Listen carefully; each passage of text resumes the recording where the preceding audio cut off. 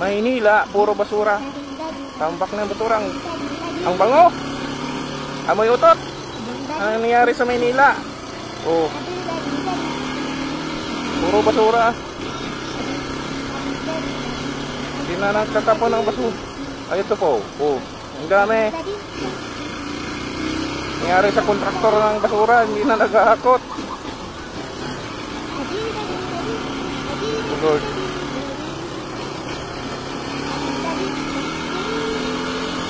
Ito po. Kabila oh. Ang dami oh. Ito po. Ang dami. Basura.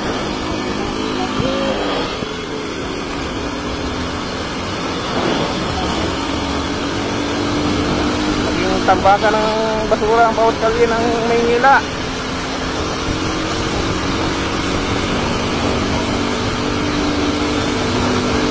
Pero 3 hours later, 1 eternity later.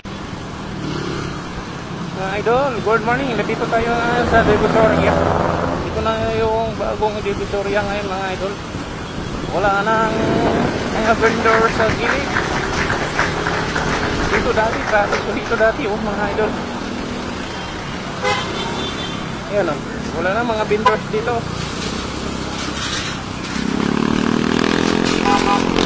Pero binuhikan, babalik din siguro yung mga vendors dyan, mga idol.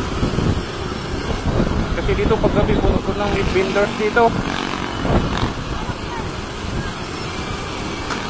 Ito yung bagong Divisoria ngayon sa pamumuno ni Isko. Pang ilang ngayon, pang 5 araw ni Isko mga idol. Kaya paano ito, wala nang putik dito, malinis na. Mahabaan ng rekto ng Divisoria mga idol. Yan o, malinis na. Dati dito pag naglalakad ka dito, grabing putik, lalo pag nagulan-ulan. Pag di ka nag-ingat, ano ka? Simplang slide ka dito. Ayan o. Pero may mga basura-basura pa rin. Ayan o.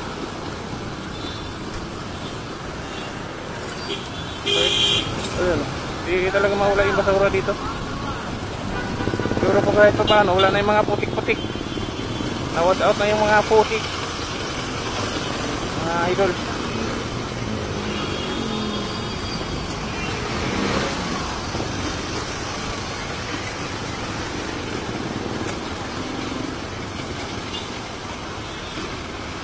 Traffic man dito. Galaw-galaw. Baka may stroke.